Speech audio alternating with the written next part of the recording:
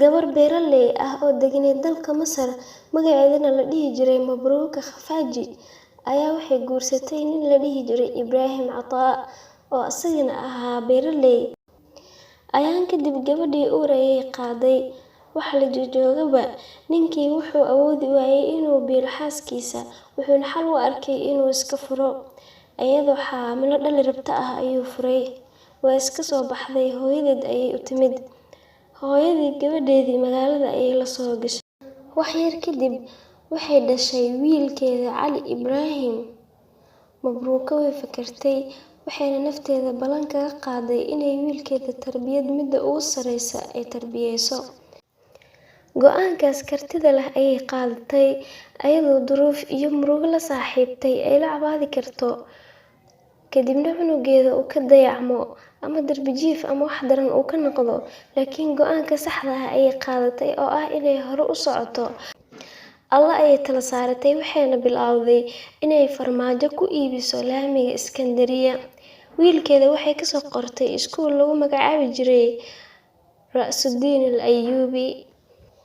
Wiilkii yaraa markuu weynaaday oo dugsi hoose dhameeyay ayaa aabihiis imaaday si uu u qaato oo uu shaqeysto. Laakiin hooyadiis mustaqbalka wiilkeeda ay la rabtay intaas wuu ka sareeyay. Sidaas darteed way kala soo dhuumatay, waxayna ula soo fakatay Qaahira oo ah caasimadda dalka Masar. Kadibna waxay geysay iskuul kale. Mar walba dadka waxay ku dhihi jireen, Mabruuka, suurtagal maaha inaad kaligaa koriso wiilkan. Waxayna ugu jawaabi jirtay, qofkii Ilaahay tala saartaa, mucjisooyinka ayaa u rumooba.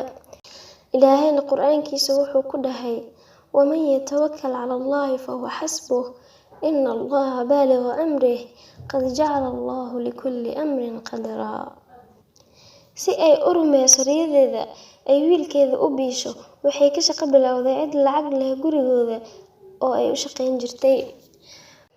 Wiilkeedii Cali wuxuu dadaalaba arday heer sare ah ayuu ku soo baxay. 1897 wuxuu ku biiray kollejka caafimaadka, wuxuuna ka baxay 1901. 15 sano kadib waxaa kansar ku dhacay boqorkii la dhihi jiray Xussein Kaamil. Dhakhaatiirtii xilligaas joogtay xaaladiisa way ku wareereen. Doctor la dhihi jiray Cusmaan Cali Qaalib ayaa ugu dambeyntii boqorkii kula taliyay inuu u waco Dr. Cali Ibraahim. Boqorkii wuu qaatay taladii, wuxuuna u wacay Dr. Cali Ibraahim. Ilaahay fadligiisa kadib, Cali wuxuu ku guuleystay qaliin uu ku sameeyay boqorka, wuuna caafimaaday. Dhacdadaas kadib, Cali waxaa loo magacaabay dhakhtar boqortooyo, gaar ahaan dhakhtarka suldaanka. 1922 Cali waxaa loo doortay camiidkii ugu horeeyay kulliyadda caafimaadka ee jaamacadda Fu'aadul Awwal. 1991 waxaa loo magacaabay wasiirka caafimaadka. Mabruuka oo ah Cali hooyadiis waxay sameysay horumar nimanka badankooda aysan sameynin. Riyada quruxda badan ayay ka dhabeysay, ayadoo mar walba iyo tilaab walbana Alle tala saaranaysay. Allana wuu dalacanayay oo mar walba la jirkeeda ayuu ahaa. Ilaahay kitaabkiisa wuxuu ku leeyahay, وقل اعملوا فسيرى الله عملكم ورسوله والمؤمنون وستردون إلى عالم الغيب والشهادة فينبئكم بما كنتم تعملون.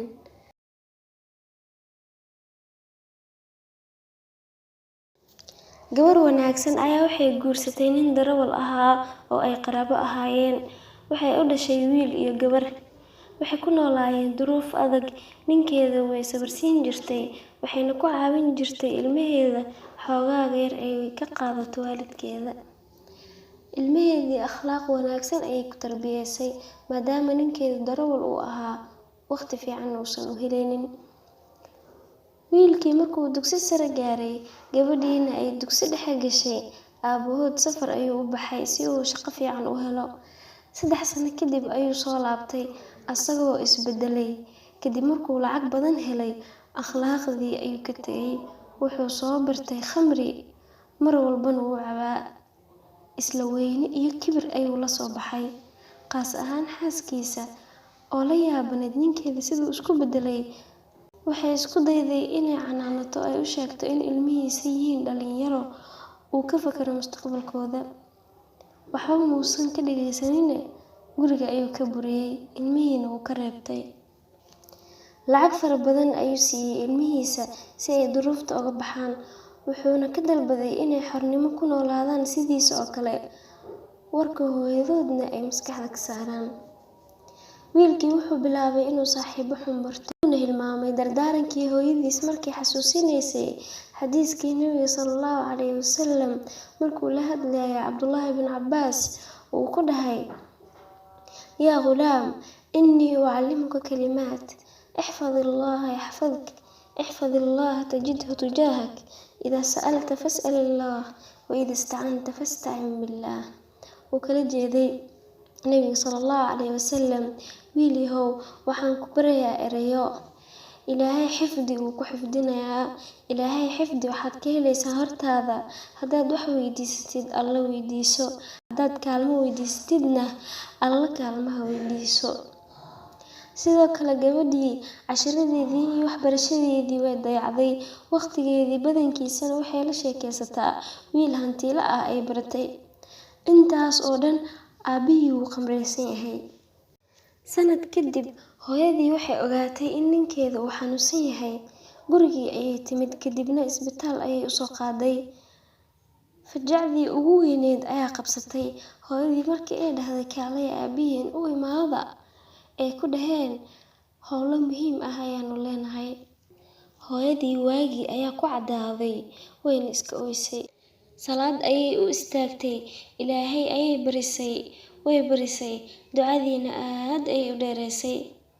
Aabbihii markuu soo roonaaday ayay u sheegtay ilmihiisii waxay sameeyeen. Wuu naxay, wuuna ka xanaaqay. Waxay ku dhahday: ha walwalin, Ilaahay ayaan u dhiibay, asaga ayaa wanaajin doono. Kadibna waxay xasuusisay xadiiskii Nabiga sallallahu calayhi wasallam oo ahaa: idaa stuudica Allahu shay-an xafidahu. Ilaahay haddii wax loo dhiibto wuu xifdiyaa. Maalinkaas gabadhii waxay ballantii ugu horreysay la lahayd ninkii ay la sheekaysan jirtay. Gaarigiisii ayay soo raaceen ayagoo aad u faraxsan. Wax yar kadib shil ayay galeen. Wiilkii intuu shilka arrintiisa ku mashquulsanaa ayuu wuxuu wacay saaxiibkiis, wuxuuna ku dhahay: ii imow si aad gabadha u geyso meeshii ballanta ahayd oo aan wada ogeyn. Saaxiibkiis wuu imaaday si uu gabadha u wado. Hadduu arkay waa walaashiis. Way argagaxeen, wiilkii iyo gabadhii, wayna isla hadli waayeen. Mid walba hoos ayuu fiiriyey, kadibna way isla ooyeen. Ilaahay ayay u toobad keeneen, waxayna dhaheen: aabbow, Allah kuu dambi dhaafo, adiga nagu tacadisay, warkaaga ayaan qaadanay. Shaydaanna tarbiyadii hooyadeen oo aadka u wanaagsaneyd ayuuna hilmaamsiiyey. Kadib waxay soo aadeen isbitaalka, waxayna u imaadeen aabbe oo hurdaaya iyo hooyo oo garab fadhisa. Hooyo ayay isku duubeen, waxayna ka dalbadeen inay cafiso. Wax yar kadib waxay arkeen aabbe oo asagana ooyaya, kadibna cafis ayuu weydiistay ilmihiisii iyo xaaskiisii. Qoyskaas Ilaahay wuxuu ugu gargaaray ducadii hooyo iyo sabarkeedii. Haddaba hooyadu waa laf dhabarta ummadda oo idil.